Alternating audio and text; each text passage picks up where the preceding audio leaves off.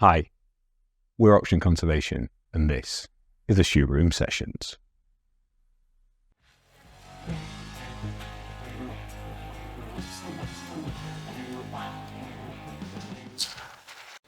Roxy, welcome to the Shoot Room. Thank you. Thanks so much for having me. Can you tell people who you are and what you do?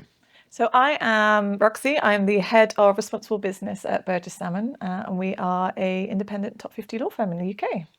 What on earth does that job title mean in reality? It means so many things all shoved into a sack, essentially. So it's kind of covering all of ESG. So I try to set the approach that the law firm takes for our environmental strategy, but also everything that we do around our approach to community, pro bono legal services, diversity and inclusion, and also making sure that we have good governance around all of that sort of stuff as well, the right structures in place to be able to kind of understand, well, how do these things interact with risk for the business, but also what opportunities are there to make our sector kind of operate in a better way and stronger, and how can we work with our clients on it as well. So quite broad, I would say. Sounds fascinating. Lots of strands. And how on earth did you get there? Take us back to where you grew up, where you're from, and how did you end up here? So I come from a kind of a family that is a bit of a culture clash. So my mum's side of the family are all Black Zimbabweans, huge family, like sort of 8 aunties and uncles, God knows how many cousins, I've stopped counting now, and a real kind of, African heritage and culture that is, fantastically part of. And then on the other side, very working class Londoners for my dad's side. So kind of the two pulled together, and then kind of growing up in London, moving to the countryside, being the first to go to university, I sort of felt like I had no idea what I wanted to do as a start. So I decided just to study business because I felt like it was interesting and I might figure it out along the way. And I was really fortunate to get an internship at a big technology company whilst I was studying. So Intel, the guys that make all like the little chips that go into all the laptops, and got dropped into a team where they were doing community engagement. So how do you engage with people of all different ages? Particularly at this point, it was how do you engage with the elderly around technology, and how can you use it for things like innovative health services, and how can we use tech to make people's lives better? And I just found that a really interesting insight and thought, okay, there's something here. I don't necessarily want to kind of just do a pure corporate role. I want to do a role where I feel like I'm delivering something really meaningful out at the end of it. So how can I explore that, and what can I make of it? Yeah. Do you know why you felt that need, or what it was that drew you to it needing to be more than just making cash?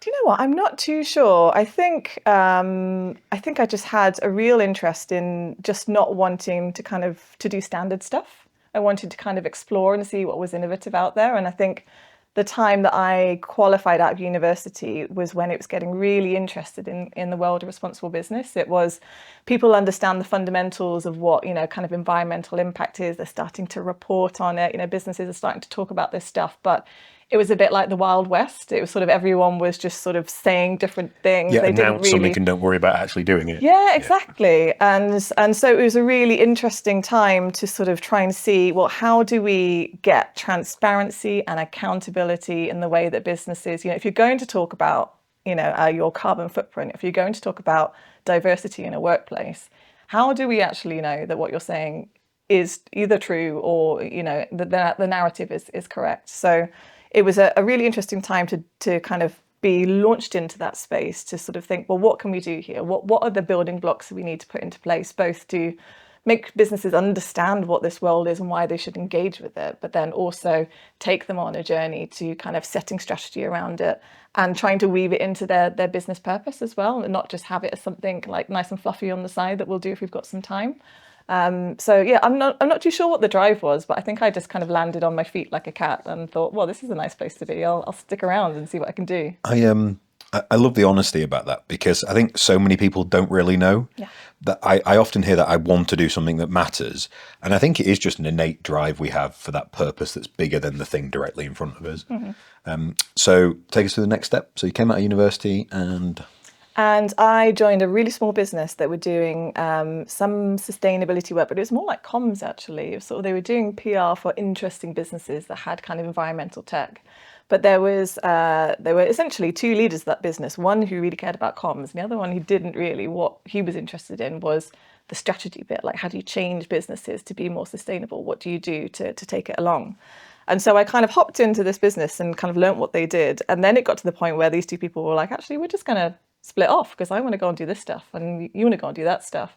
And so he just basically said to me, well, do you want to set up a new business with me and we'll see what we can do with it? And I was sort of 22 and quite green. And I thought, well, this sounds quite risky, but also really interesting. I mean, what have I got to lose? And that's the time to take the risk, right? Yeah, exactly. If it doesn't work, I'll just go and find a job somewhere else. So we then set up a consultancy that was based around giving businesses advice on what was then sort of mostly sustainability. So like, how do you listen to your people to understand what the issues are? How do you get good data to figure out where your biggest gaps are and where you need to be kind of doing the most work?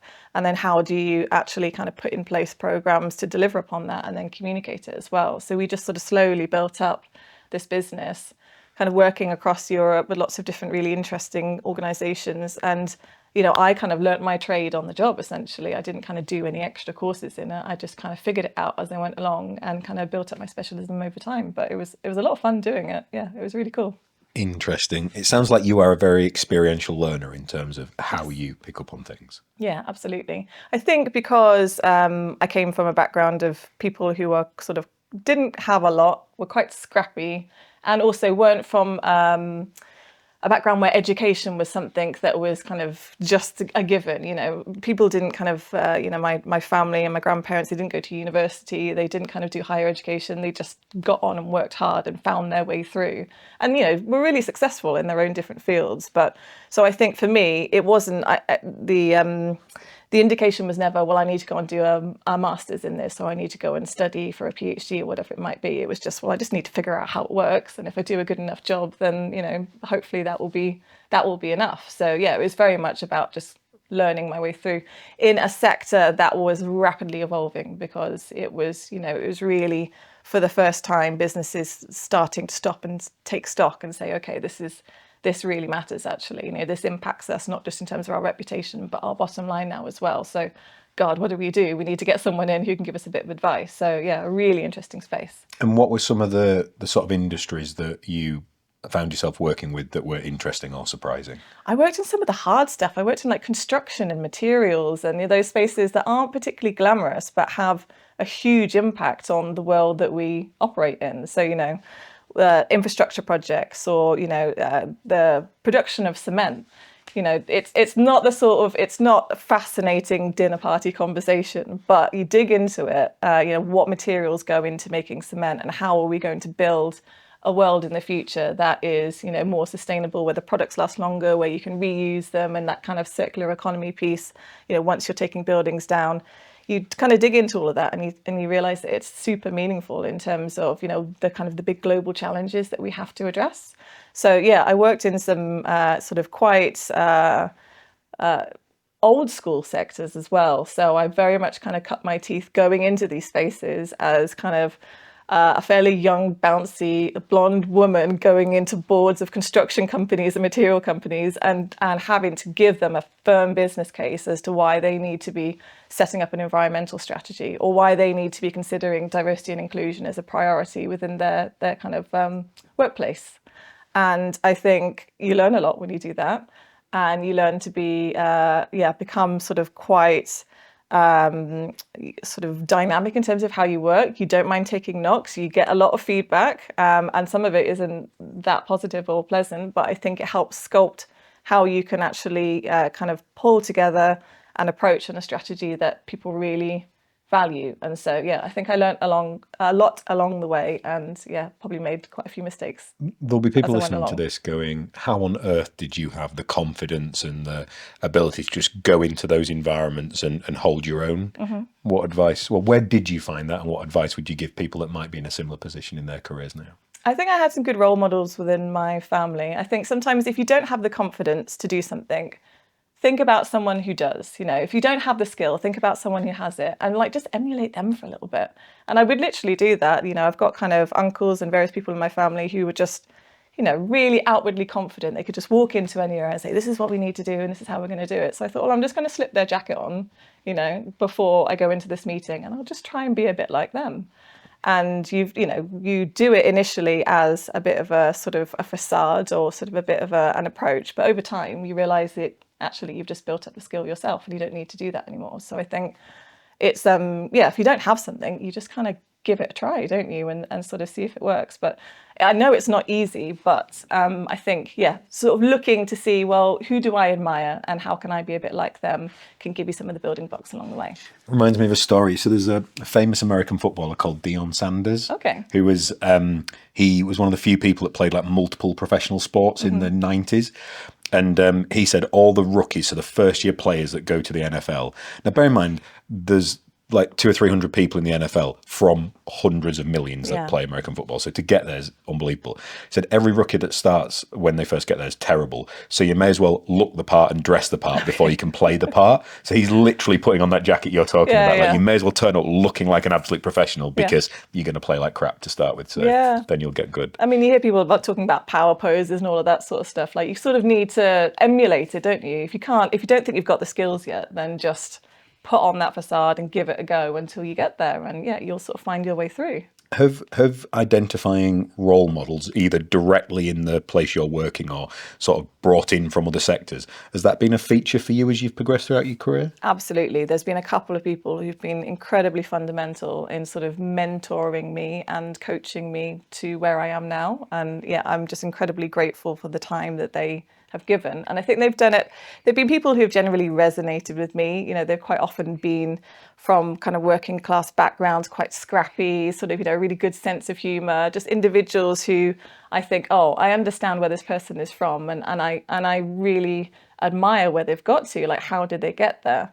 I think they're kind of, being able to approach someone who you think, I just think the way that you do things is amazing. Like, how did you get there? Can I grab a coffee with you? Can I have 20 minutes to ask you a few questions? Trying to find those individuals all the way through your career will be one of the most valuable things that you can do, because you'll always come away from those conversations with something where you think, okay, I get it. And now it seems more achievable for me to be able to take those steps as well. What does working class mean? Interesting. Generally, or from my perspective? To you. To me, it means a background where, the family didn't really have any money, where they were doing quite often kind of factory or manual jobs, but also in our kind of perspective where they had real skills, like, and quite often manual and kind of technical skills, which I think, I essentially work in an office quite a lot of the time. I get to sort of flounce around a nice law firm that has beautiful offices with like lovely views out of the window. Is that your language or your family's language? Oh, interesting. I don't think they know what I do. Yeah. I think like my job is too hard to describe. They're sort of like, well, there's some like, some green stuff, like, I don't know, carbon or, whatever. That's as much as you'll get out of them. So, but they probably do say I flounce around sometimes, but, it's just nice. On a good day. And are you working class now? No, I don't think so. No. And it's something I'm actually very conscious of, because I've got an 8-year-old daughter, and I think about sort of the environment that she's in. I don't have a particularly fancy house, but I do have someone who cleans the house because I work full time and I want to spend time with her when I'm not working. And I just sort of think of little things where it's like, she doesn't, clean the house, and she doesn't like empty the dishwasher. And I went to see my sister the other day who just bought a flat, and she's like, I've never been into someone's house that they lived in a flat before. And I was like, oh my God, I was born in a flat. And I lived in a high rise in London for the first 5 years of my life. And I'm like, I can feel that disconnect, and it sort of worries me a little bit. Like, is she going to be a grounded person? Is she going to understand how to graft and how to work hard? But I think you can't really worry too much about that sort of stuff. It all comes out in the wash over time, doesn't it? It's really interesting. So I've asked lots of similar questions to the ones you're articulating. So first person in my family to finish school, never mind uni. The fact I stayed there a decade confused my parents somewhat, because I went degree straight into PhD. They still don't think I have a job, because I'm not. My dad was a builder. My mum was a cleaner and a dinner lady. And again, skills, working incredibly hard. But you're just a lifestyle they can't comprehend now. And it's asking all those questions about, so my entire time through uni, every summer job was building sites, oil refineries, power stations, the nastiest places. And it's knowing that I'm never going to ask my children to have those experiences, but also recognizing I've got a hell of a chip on my shoulder that makes me work hard because I had those experiences. Yes. How do you think about balancing those two things? I just think, you kind of evolve. She's in a different place from where I was from, but she's also being instilled in the values that I have kind of grown from my experiences. So she will have a different life and she will have a different perspective, but it will be an interesting perspective, and it'll probably be a better perspective than mine by the time that she's an adult. So I don't think you can sweat it too much, can you? It's just sort of, yeah. I mean, maybe I will send her down a building site when she's 12 to see if she can carry some bricks around once ever. There is zero chance my son's going to do that. He should just look at me and go, no. I mean, I'll ask. I doubt I'll get the right answer, but it's worth a go, isn't it? Nice. So take us from the consultancy world. How do we get to Burges Salmon? So I spent a long time as a consultant just because I really enjoyed it. The variety and pace? The pace of it. I got to sort of, I would quite often work with multinational businesses. So they had really interesting structures. They would quite often have lots of subsidiary businesses, which is quite fascinating when you're then trying to kind of put in place like a strategy for sustainability. Like the parent company might be like, cool, yeah, that's what we're going to do. And then you go to 20 subsidiaries and then they're like, yeah, no, why would we do that? It doesn't work in reality You can't make me do it. So there's a lot of like managing people, trying to bring them on side with the right rhetoric or the right data, not pushing them too far, trying to kind of pull them in gently. I just really loved that sort of work. And I would be able to work on projects that were sort of 9 months long. I'd parachute into this new business. I'd have to learn who the people were, what they do, kind of put the stuff in place and then, give them something and then go, there you go, fantastic, let me know how it goes. And then I'd be on to the next thing. So it was super fast. I got to work in different countries. I got to work with different cultures and just absolutely loved it. So I spent probably about 15 years or so doing that sort of work. Wow, okay. And then I had a family and then I realized that I didn't want to travel anymore and I didn't want to, have to do that kind of stuff where I was away all the time. And I was also realizing that the bit that I was missing was the long-term bit. So let's put in place a strategy around inclusion within an organization. But how does that actually get embedded? Did it work? What were the bits that fell on its face? How did you then fix it? What did you amend to make it work? And so I realized that I wanted to go in-house. I wanted to be able to do the longer term stuff, build the longer term relationships and actually see things through, see them grow and kind of, evolve over time. So yeah, I look for an in-house role and that's how I came to Burges Salmon. Amazing. And how long have you been there now? About 5 years. I joined just before the pandemic, actually, just enough time to actually meet people before then spending that weird period of, just being at home with the cats and stuff. So yeah, about 5 years. So what are in terms of the operating environment of a law firm, how is sustainability, the environment and the whole gambit that you work with, how is that thought of in the legal sector in general? So I think the legal sector, along with lots of others, have been on quite an evolution of understanding as to what these topics are and how they kind of integrate. And I suppose a law firm is essentially, all it has is talented people and their knowledge and expertise. That's what that business is. So in terms of sustainability, it's quite an interesting space because we don't have land. We kind of don't have manufacturing sites or big kind of transportation networks. So for us, it's about carbon. And it's about kind of the practical usage of things like water and kind of resources and things within the building. But a lot of it is about what we do with our supply chain, our suppliers, what we buy in. And then quite a proportion of it as well is about travel. Our business is our kind of expertise and kind of the legal services we provide. So how do we find that balance between being able to spend really good quality time with our clients whilst also balancing the environmental impact that it will have to be able to travel to see those individuals as well. So that's a really interesting factor for a professional services firm or a law firm to say, what does that look like in the future? How do we use technology to the best of its advantage to be able to engage with people, but also, we know that there are those points where we just need to be in front of people and to be sat side by side with them at the moments that matter. So it's those sorts of interactions that sustainability has that's sort of So let's make that different. One real for people. So you've got a group of lawyers that have just arrived to start their career at Burges Salmon, Yep. and they're asking you, how do I balance my impact on the environment and facing my clients? How do you advise on those situations? What steer would you give them? So a lot of it we need to be driving from the sort of the firm structural perspective. I think we can't be asking people to kind of make their own approaches at a local level because they sort of need to know, they need some guidance on how to do it. So a lot of it is us saying, okay, well, here is our approach to business travel. We're going to be pushing using public transportation. We're going to be pushing using kind of EVs and clean ways of traveling. We're also going to be pushing tech and, kind of online and hybrid meetings as much as possible as well. So I think a lot of it has to be kind of baked in structurally to the organization to be able to give people sort of a method in which that they can work.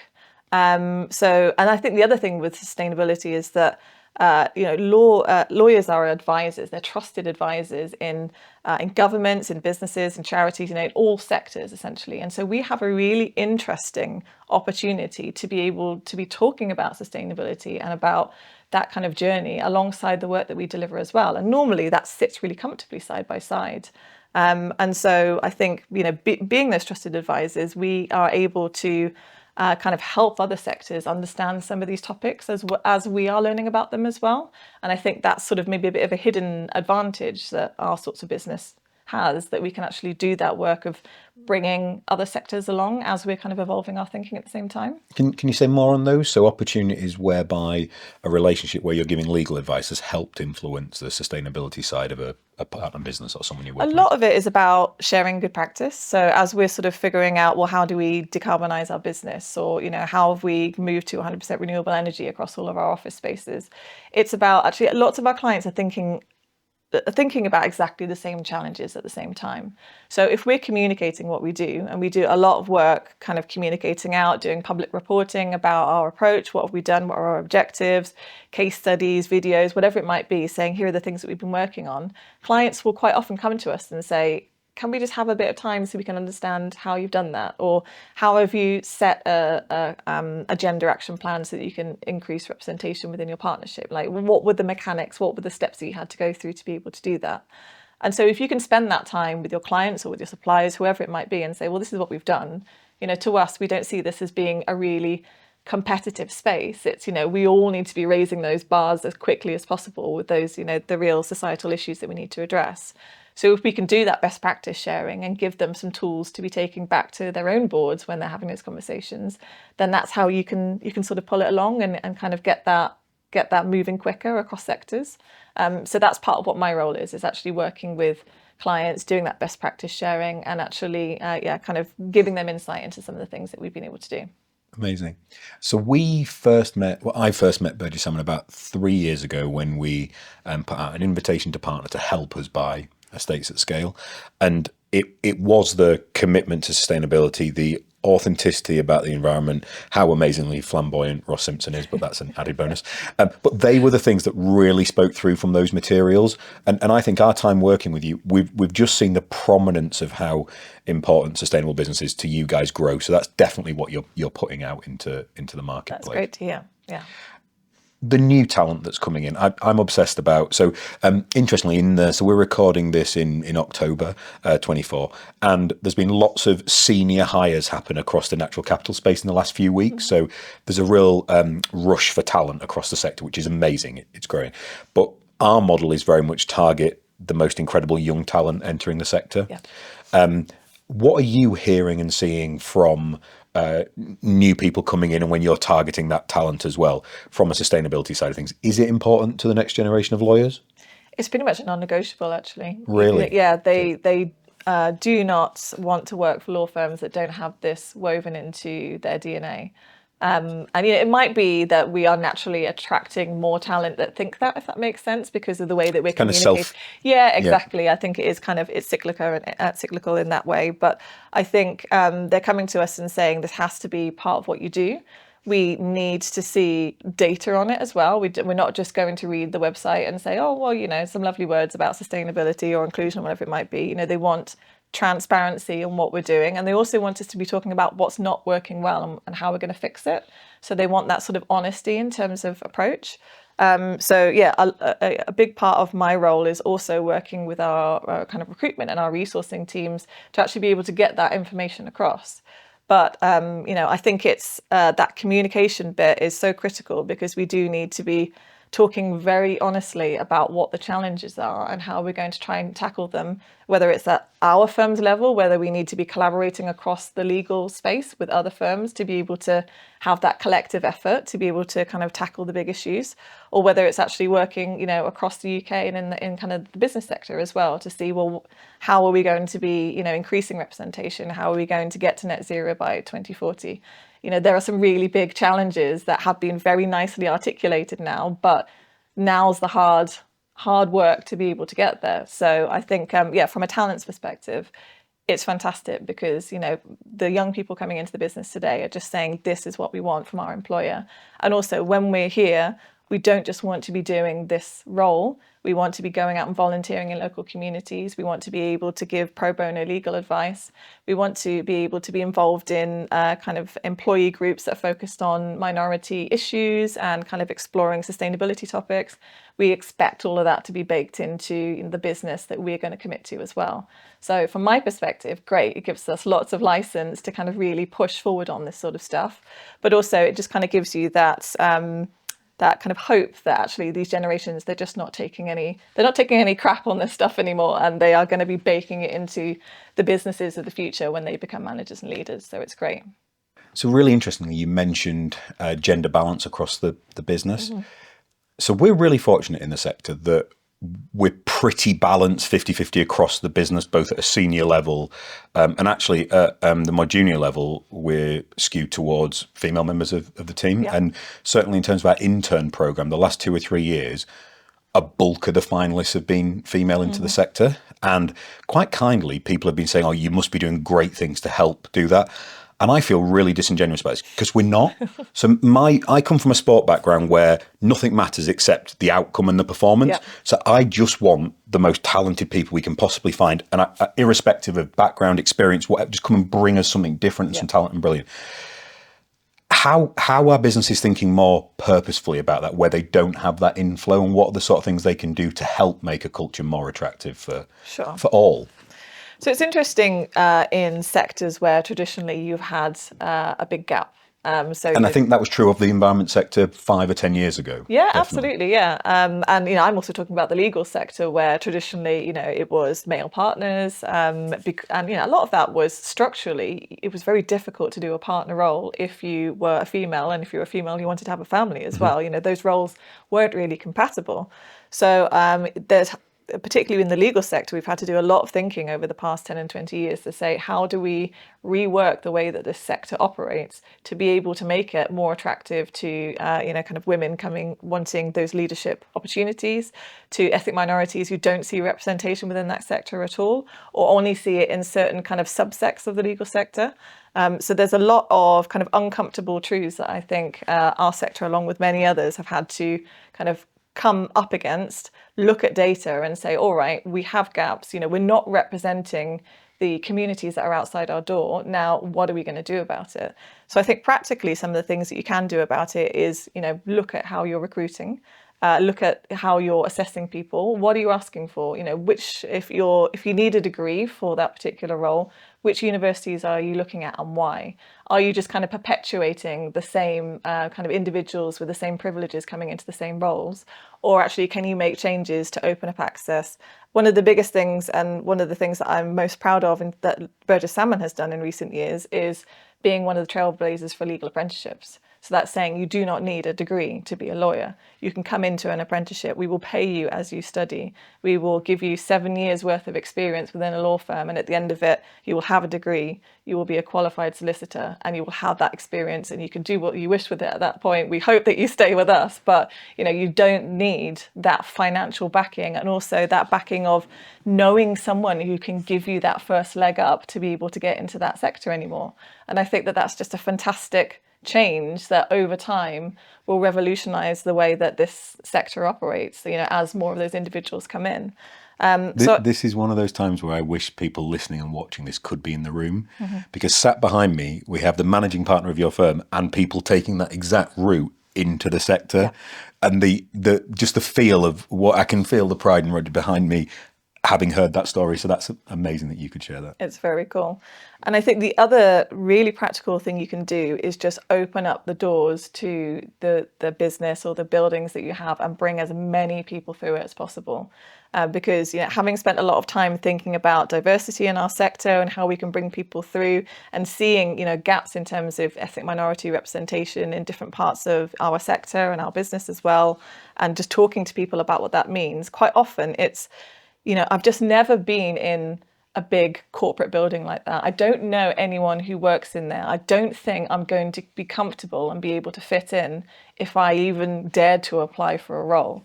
So one of the things that we do is we give our spaces, the meeting spaces we have, the big kind of seminar halls, we give those to charities, to community partners, as much as we possibly can, so that we can just bring as many people into our building as possible and do that kind of demystifying. It's like, hey, there's really friendly people in here that you can chat to, they're really nice, and you can do some just soft conversations about careers and roles whilst you're here. We're bringing school children in, we're bringing college students in, we're running social mobility programs. So, kids from lower socioeconomic backgrounds are coming in for work experience and mentoring. We're building up their confidence about what their careers can look like and supporting them as they're applying for an apprenticeship or a university degree.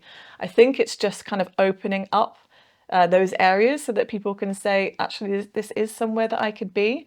And if I don't see a role model immediately within the leadership of this organization now, I can start to see some of the steps so that I could be that person, that I could get there. There's a lot in that space as to, how do you change representation of organizations over time? But there are some really practical things that you can do in the short term to be able to get there. There's so much there. We could have like a 3-hour conversation on that bit alone.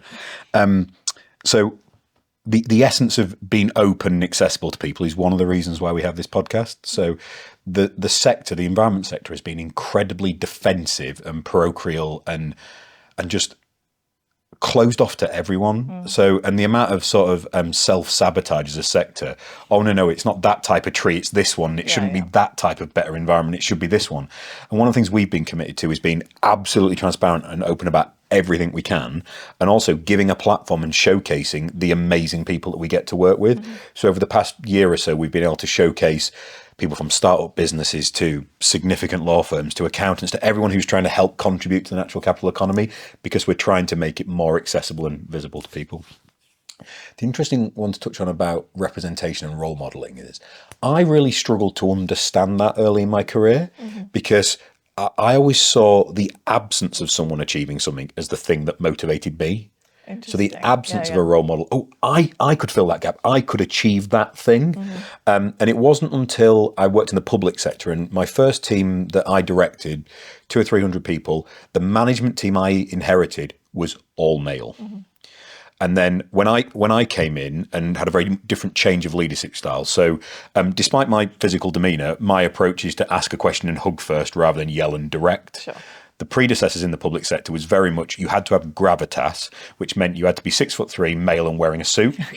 And then that was the role model that everyone became. And my first senior hire in that team was a lady called Andrea Burton. Shout out Andrea if you're out there. Following Andrea, the next 5 senior hires were all female. And it was the impact of Andrea's appointment, and she got the job because she was overdue it, like 5 years. It was not because it was because she was amazing. But each one of those, when I went, how come you weren't doing this job already? I didn't think it was possible to lead in this way, because I wasn't 6'3" male and in a suit. So that was the one that really made me go, wow, that's the impact of role modeling. And that's how it works. Yeah, absolutely. How open? So from afar, I've only got the 3-year experience I've got with Burges Salmon, and everything we've had has been very proactive and very forward-facing. If you were in a law firm that perhaps wasn't, that was more traditional, where would you suggest someone started to start making some of those changes to modernise and make them more open? I think if you're in a business that doesn't really understand why some of these issues matter, you have to go in with a business case initially. And I think there's lots of evidence now, whether it's carbon reduction or whether it's inclusion within teams.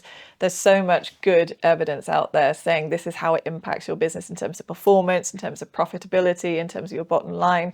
All of that sort of stuff is there now. And so it's much easier to be able to sculpt a business case and go into a partnership or a board and say, here's 10 really solid reasons why this business will be better. I think the talent attraction is a really easy one as well. It is, yeah. That's the one people seem to get straight away. Even if you're resistant to... The standard answer I'll get if I have this conversation about, we need to be more diverse in terms of what we're doing. Oh, no, we only need the best people. Yeah, but you need that variety to be the best. Yep. And I think the quickest one people go to is, oh, yeah, okay, it would help us recruit better people. Yeah, absolutely. And, as we've sort of talked about already, law firms, all we have is people and their expertise and their talent. That's what we are. So I think that's relatively new that I've heard that called out as much. Okay. So I think... There's a real power in the simplicity and the clarity of that recognizing where the talent and the assets are. But I think it's only been the last few years that it's been as clear as that. Yeah. But it is true. And in many ways, it's true of all businesses, because there was that approach where, our people are our biggest asset. Well, why do you treat them like crap then? And we've now caught up where people are, I think, recognizing and trying to create a place. And you mentioned about people being comfortable in environments. We've just adapted our sort of recruitment process. So once we've appointed someone, I think lots of businesses are terrible at onboarding. Just don't even recognise that it's a thing that needs to happen. So I think language is so important to these things. So we call it welcoming a person rather than onboarding, because it sounds mechanical, right? Yeah.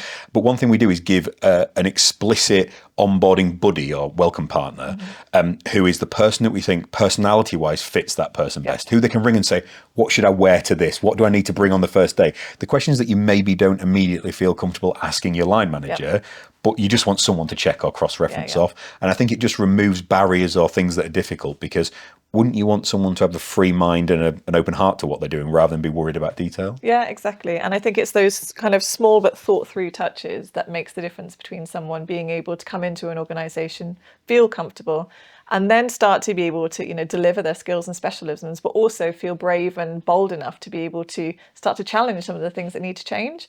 And then the other side of that is someone coming into an organisation and not quite feeling connected, feeling like they're on the outskirts. And then, what can stem from that sometimes is that they don't quite get into projects because they feel like they might be stepping on people's toes. They don't get those initial kind of quick wins from being able to show people what they can do. They feel isolated. It can sort of perpetuate into a bad experience, in terms of your entire employment, and then lead to people then leaving. And the ripples are far from that, because if there's someone unhappy or that doesn't work for a culture for either the business or for them, it doesn't just affect them. It affects the people around them and things, and then you've got a heck of a repair job to do. Interesting.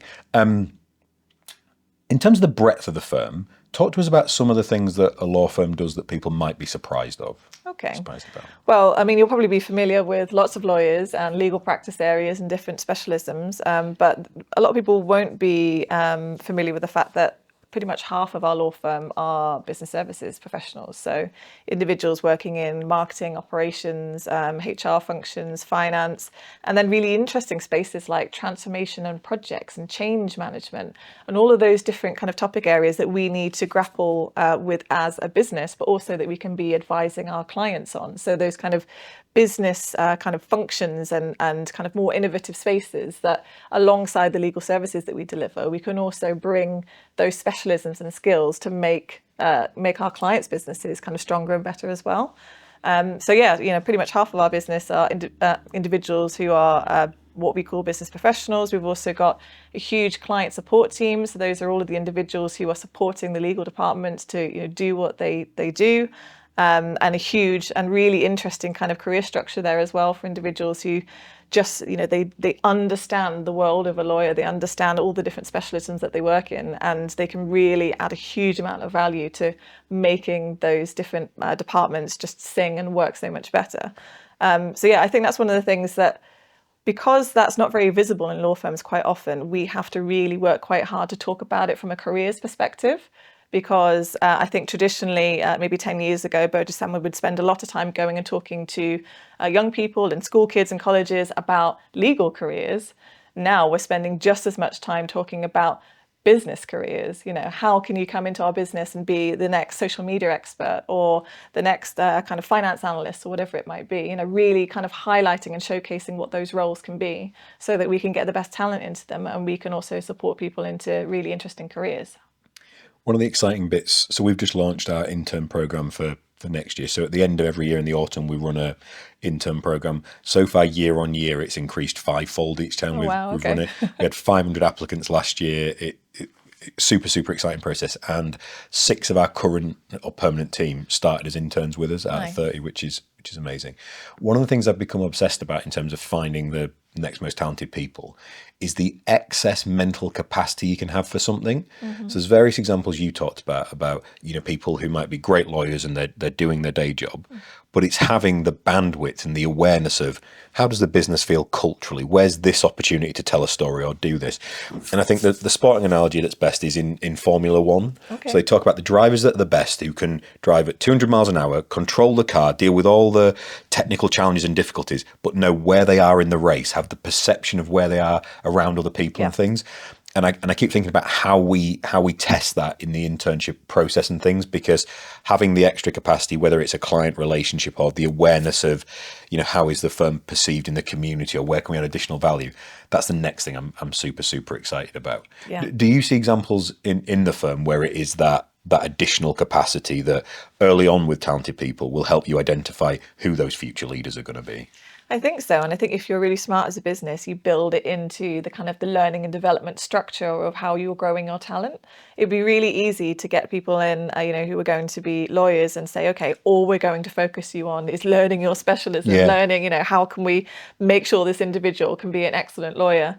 And that's obviously incredibly important. But actually what we need to wrap around that is, how can we get these individuals to understand community and societal issues? How can we get these individuals to understand diverse teams and the impact that that can make on the success of an organization?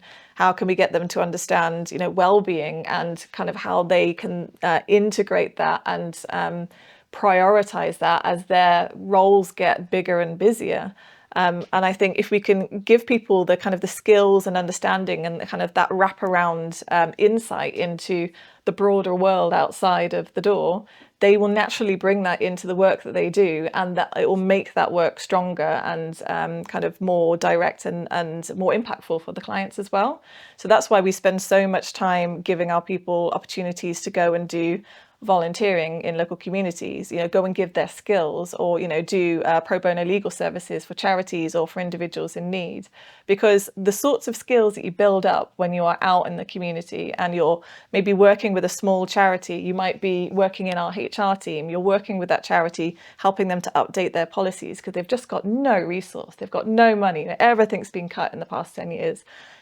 First of all, you'll just be massively motivated by the individuals that work within that organisation, the passion they've got for what they do and how they do so much with so little. You'll come back to your role just incredibly enthused by the fact that that's outside the door, and also incredibly grateful for the opportunities that you have where you are. And you'll also have learned new skills and new perspectives that you'll bring with enthusiasm back to your role. So that's why over 50% of our people go out volunteering every year in lots of different community and charity spaces, because it gives people time away from their desk, which is really important if you've actually got pressured and kind of high-paced roles. But it also gives them insights into like what are communities actually feeling at the moment, what are their needs, what are they struggling with. And you can bring that back to your work. You can also bring that back to you as a person. You can go home and talk to your family about it. You can get engaged with charities in your local area, and it just kind of it builds up then into a huge community of activists who actually have a lot of potential to be doing lots of really good work outside of the door, not just under the badge of Burges Salmon as well. So there's lots of different reasons why we really want to be pushing that as a business, as well as the core skills and specialisms. How do you make sure you perform at your best? What are the structures and the pillars and the ways of working that you've developed over your career that allow you to perform? I think in my role, I need to be spending a lot of time out in kind of my community, I call it. So, the responsible business space. I need to be going and talking to other businesses. I need to be understanding what's going on in the public sector. I need to be sort of understanding the big issues so that I can then bring that back to my organisation and say... Do you get energy from doing that as well? Absolutely, yeah, because it's a bit of a weird kind of specialism that I do. There aren't a lot of responsible business people in most organisations. So you do a lot of work interacting with, lots of different roles, but also your role is sort of quite distinct and a bit different. So actually there's a community thing where you get to, go to a conference on, net zero and meet people who do your job and go, yeah, it's really weird, isn't it? Like, what do we do? How do we make it work? So there's like a really lovely community element to it, but also you're kind of understanding those big macro issues and the trends that are coming down the track. And then you bring that back to where you are and you plug it in. And I think for me, it's a lot of the things that we were just talking about in terms of having real respect for boundaries, for well-being, understanding that I can only do my job if I give myself time to keep myself fit or work on my mental well-being or whatever it might be. All of those components are equally important for me to be able to do my role well. And I think only by recognizing that, spending time with my family, having time away from the desk, all of that sort of stuff, click it all together and you get someone who has the potential at least to be high performing. But if you just ignore or kind of push to the side some of those elements, you'll do your job well for a while, but at some point you'll become unhappy and you'll fall over. And so I think it's having visibility that all of those things make up the whole, if that makes sense. Are there things that systems, processes that you wish you'd employed earlier in your career that you now have? I think one of the really valuable things in the space of work that I operate within is the technical term for it is employee resource groups. It's basically groups of individuals within an organisation who either represent a particular minority group or represent a particular interest. So it might be that they're really interested in aspects of sustainability. Groups of people who have lived experience or views on what an organisation should be doing, but at that ground level. So it's not kind of leadership saying we need to set this strategy and this is what we're going to do. It's groups of really passionate people who want to help a business change and get better. And I think having that as a space that you facilitate, so you say to those people, you can be spending time in your working day going and talking about some of the key issues that matter to you, doing awareness raising, doing learning sessions, or just running safe spaces so that people can say, actually, I had this really weird experience and I think it's linked to the fact that I'm an ethnic minority apprentice, or I just need to talk to someone else about this, I'm not too sure what to do with it. A, it means that people feel supported, but B, also you have a community of people that you can go to and listen to help understand what the real needs and the real issues are, and then you can plug that into the change that you want to make within an organisation in a way that is authentic and is actually driven by sort of the real experiences, if that makes sense. And I don't think that there was a lot of space for those sorts of groups in organisations maybe 10 or 20 years ago. They probably didn't really exist in any strong format. But the fact that we both facilitate and nurture those sorts of groups now within organisations, I think is a very positive thing for us to be able to take the steps that actually need to be taken rather than the ones that we just presume that we need to take. Yeah, that's really powerful. You mentioned sustainability there. In terms of organisationally, your targets for net zero and improving the impact you have on the planet, what are those stated targets and how do you intend to get there? So in terms of in carbon specifically, we've got a 50% reduction of carbon by 2030, and then our full net zero will be around 2040. For us as a business, pretty much all of our carbon sits within scope 3. So, we've done everything that we can do in terms of being 100% renewable across all of our offices. We have kind of business travel policies. We've kind of looked at water waste and all of those different kind of ins and out materials uses as well. So where we are sat now, there's still bits that we need to tinker with around all of that and make it better. But the big focus for us now around carbon is supply chain. Just on that, your attitude about that is so amazing, because I'm sat there going, wow, you've moved so far on this, and you're in a spot whereby you're now facing the challenges that other people are putting back 10 years. Sure. And you're like, no, we still need to do more on those things. So that's amazing. They will evolve. There's still a huge amount to do in that space. But and we're all learning tons in this every day. So. Yeah. But it's supply chain for us, because we are kind of a services business. Obviously, we are purchasing goods and services all the time, and that's where our carbon sits. And so it's a really live issue for us as a business and as a sector to think, well, how do we decarbonize our supply chain? And there's an element there of it that, just transition comes into that. It's not just, you look at your supply chain, you have everything from SMEs, kind of very small organizations, to the likes of Microsoft or huge insurers. So how do you best influence those that group of suppliers to be able to understand what carbon is, understand why it's important in terms of that reduction pathway, and then, go on that journey? So, how are we going to influence Microsoft? Well, we're not going to do it individually, but we can do it by talking to other law firms and figuring out what we as a sector want to achieve, and then talk to big suppliers in that way, because then we're talking of the voice of a much bigger client rather than lots of individual ones. But the bit that's really interesting for me is how do we work with SME suppliers? Because the wrong thing to do would be to say, you're not able to give us carbon data, you're not talking about a reduction journey, so we're just going to get rid of you and we're going to get in someone else who is doing a better job. Because that's not a just transition. That's just kind of, providing more disadvantage for individuals who may, already be in a space where they're trying to compete. So what we need to do is to be working alongside suppliers. We need to be helping to educate them about what this is looking like. What's the regulation and the legislation that's going to be coming down the line that's going to be hitting you in the face unless you kind of understand what some of the fundamentals are around this and go on that journey to where you need to be. So my view is that we really need to be doing a huge amount of education, hand-holding, best practice sharing and support to be able to bring our suppliers along sort of on that journey with us, rather than just isolating the ones that we think are poor performers. There's always an aspect of, we are going to be retendering for stuff, and we need to be putting more weighting and more kind of into the space of sustainability as a key part of how we're going to be assessing new suppliers. But I think there's a huge amount that we should be doing to help kind of transition to low carbon together, rather than sort of in competition, if that makes sense. That absolutist, like, if someone isn't hitting X, just move away from them, is such like regressive logic. I spoke at an event for the Brookings Institute in the US a few months ago, and this amazing behavioural business psychologist spoke before me, and she had a really quiet voice, and the whole room hushed to hear her speak. And she was an anti divestment proponent. Okay. So you first hear that, well, so she's going, we shouldn't remove our investment from gas and oil. Mm-hmm. And my first reaction is, well, of course we should. It's a terrible place to put it. So the whole room was, and she had one lovely delivery. So as she got quieter, the whole room was like drawn into listening to her. And she said, do you think the conversations are better when we're not there? And it was just that moment of, oh, of course, if the people that care about the environment aren't invested anymore, the only people that are still there are the ones that don't care. So it's harder and worse, and progress doesn't happen.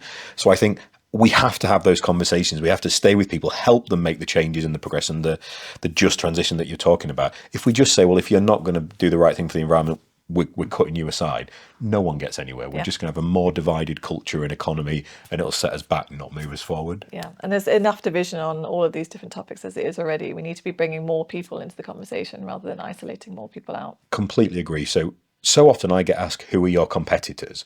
And I smile and say, climate change, bureaucracy, people who argue against the environment sector in general, climate change deniers, people who just want to maintain the status quo that benefits them on the landscape. Yeah. What instead I'll talk to you about is my collaborators, my colleagues and my friends. Yeah. And anyone else who's working in this sector, we only talk positively about, because the alternative is just way, way worse. Yeah. So you've had the most fascinating career so far. What's next? What are you excited about personally and professionally for the next few months, years, etc.? I think from a professional point of view, I'm really interested to be embedded in the legal sector now. And there are lots of big ambitions, all of these kind of topics we've been talking about already, net zero by 2040, kind of gender parity in partnerships. They all have targets that are set for the next 5, 10, 20 years time. So it's kind of the proof of the pudding point now. It's, we need to knuckle down and figure out how we can do all of that sort of stuff. We have a pretty good idea, but it's about actually getting those jobs done. So that's what I'm really excited to kind of be part of in the next part of my career, is actually getting to that point. I mean, I think if the UK can get to net zero within or somewhere near the targets that it's set for itself, and the business sector does its part, and the legal sector does its part, and Burges Salmon does as well, that's going to be a really significant milestone in, what we are able to achieve. And so, yeah, for me professionally, it's about, okay, we know where we're going now. Now, how are we going to do the hard work to get there? So I'm really excited about it, because I'm a responsible business nerd. It's like, yeah, let's get into it. Let's get the job done.